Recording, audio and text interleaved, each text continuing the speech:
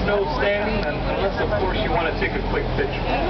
The second one, no smoking, and the third is in front of the building. The two cabin indoors is where we have our life jackets, but we have yet to meet. Just in case you're wondering, the depth of the river here in this area is about 3 feet deep.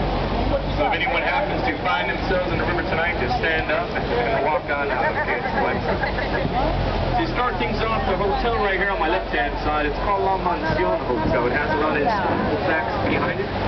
Because in 1853, it was established as a St. Mary's School for Boys. They started off with about 100 students and appeared to go inside this hotel. It was originally the law but a lounge. They began to grow and expand between co-ed, so they had to relocate. They're now located on the northwest side of town at St. Mary's University. I'd also like to point out a really cool optic illusion as we pass up the bridge. Look up at the building on my left, and it would appear to be a 24-story wall. Flat as it can be. So once again, we come out from under the bridge, look up at the building on my left. One wall, flat as it can be, 24 stories. Check it out, way up. Wow, it's pretty cool. The end of the building was built at a sharp angle, just like a triangle shape. Right gives that illusion right there. It's the next hospital. It opened up 1930. Acted as the first full service, fully air-conditioned hospital of its time. Also famous people were born in that hospital, like Committee Care Burnett, as well as Lieutenant Colonel Oliver North, that still functions and operates as a hospital to this day. The part of the river that ran right here, it's known as South Bank. It's also considered the nightlife of the river, because there are a lot of bars and clubs that stay open until about 2 or 3 in the morning. So for those of you who like the nightlife, this is the place right here on the river. Just keep in mind, this is also the part of the river where a lot of people fall in, especially tonight, being a Friday night. You know what I mean? The hotel that's going to be coming up here on my left-hand side is the Hyatt Regency Hotel. It's been around since 1981. There is also a shortcut through this hotel to get into the Alamo. You enter into the hotel here on my left, and you'll pass up a series of beautiful waterfalls, acequias, and aqueducts. You end up on a street right in front of the Alamo. It's a really nice shortcut to get there super quick from this area of the river. Oh, man. That's a plus. It's starting to get hot these days, so hang out in the shade as much as possible. Drink plenty of water. The building coming up here on my right-hand side is the casino club building. Yes, I did say casino, but it was never used for that purpose. Built by the Germans, 1927. They used it as a social club. On the top level are apartments in which Alex Haley, the author to the famous book Roots, once resided. Right there. The part of the river that ran right here, it's known as River Square. This is the area of the river we can find a whole lot of restaurants, majority ones, of course. There are just a little over 60 restaurants along the Riverwalk, and that does include the food court that's in River Center, as well as the restaurants are part of the hotels along the Riverwalk. I'm also sure that tonight you're going to notice people eating on the boats. Well, you know you can charter those type of boats. You could even charter a breakfast, lunch, cocktail boat. Very simple to do. Just speak to the management of any restaurant of your choice, and they'll provide all the information arrangements for you. Now the building coming up here on my right-hand side before the bridge is the Clifford Building, which also housed the office of Robert Hutton in 1941. That's where you're going to see his name on the balcony of the building there on my right, R.H.H. Hutton. Mr. Hutman passed away in 1980. He's also known as the father of the Riverwalk. His work is very much loved and cherished by the people here in San Antonio and by millions of visitors, making the Riverwalk the #1 visited attraction in San Antonio. Alright, now the restaurant coming up here on my right-hand side, it's called Casa Rio Restaurant. It opened up in 1946. It's also the first restaurant to introduce sidewalk dining, the concept of boats on the river. Well, you see back then he used those type of boats known as gondola boats. That's the guy pushing the people on the stick. Instead of having their customers line for their table, he just placed them on a boat, pushed them out until the table was ready. Then he brought them back to enjoy a real nice meal. That's what he did in 1946. So we're making our way now into the man-made part of the Riverwalk, which was built in early 1960s. It goes all the way to the convention center, as well as to the River Center Mall. We're about 20 feet below the street level. The channel here is 40 feet wide, with a concrete bottom 5 feet deep here in this area. Alright, we're also hitting our top speed right now, 4 miles per hour. Do you feel the wind? Yeah, we do run at a 9.9 horsepower. John's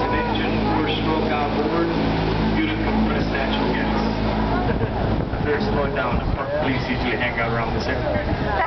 Now the building here on my left-hand side, the building here on my left is called the Chamber of Commerce building.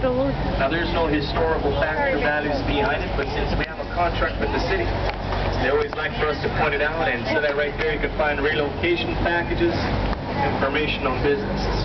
That's basically about it. And also, since this is a man-made part of the Riverwalk, they did have to come up with some type of means of keeping it circulated, so it wouldn't become stagnant and attract a lot of mosquitoes and flies. So what they did was build a series of waterfalls. Coming up here on my right-hand side is the waterfall I'm talking about, which does help to circulate and aerate this man-made part of the Riverwalk, and it also helps to support the aquatic life.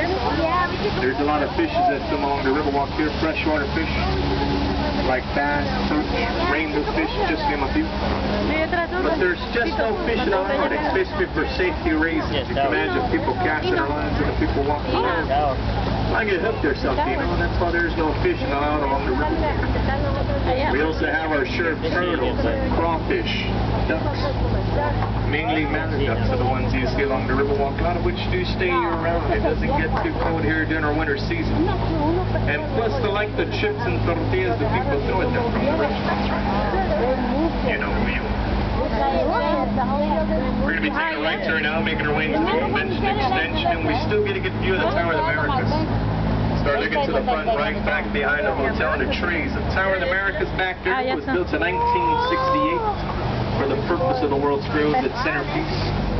It does have two levels. The first level is the restaurant level. That's at 550 feet high. The restaurant, it rotates 360 degrees and about 1 hour.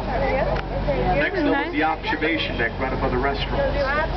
The Tower of the Americas, it stands 750 feet high all the way to the very top, making it the second highest freestanding observation tower in the United States.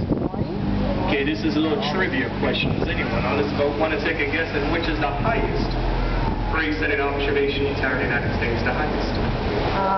No, it's not in Chicago. Has anyone been to Las Vegas, perhaps? The Stratosphere, it's called. Yeah, the Stratosphere of Las Vegas. It's a pretty new tower, a little over 1,000 feet. And what's unique about the Stratosphere of Las Vegas are the rides they have at the very top. Talk about extreme. Now, the highest freestanding observation tower in the world, it's found in Toronto, Canada, known as the CN Tower, a little over 1,008. So all around us here is the Convention Center, known as the Henry B. Gonzalez Convention Center. And just a little information about Mr. Gonzalez. Aside from being a native to this city, he was also the first Mexican-American to be elected into the House of Representatives. Now, it was during the Kennedy administration in the early 1960s. And his son, Charlie Gonzalez, has also been following in his political footsteps as Congressman Gonzalez. Now up ahead, we're going to be entering into the Convention Center Lagoon. It was built about 10 years ago. There's also a little passageway up ahead, kind of like a little shortcut.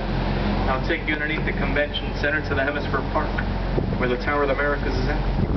And there's also a little waterfall that makes its way down the little walkway there, dips in the lagoon there, which helps to circulate and aerates this part of the river. So once again, all around us here is the Convention Center, known as the Henry B. Gonzalez Convention Center. All right, now as we come around the corner here to the left, it's going to get very, very narrow. They even added a little rail there in that area to help slide the boats on out, so we won't bang up the walls. So we're going to ease on there nice and slow. It only takes us like just one bump to get ourselves set, and then we just slide on through. Yeah, one little bump. That's all we need. Here we go.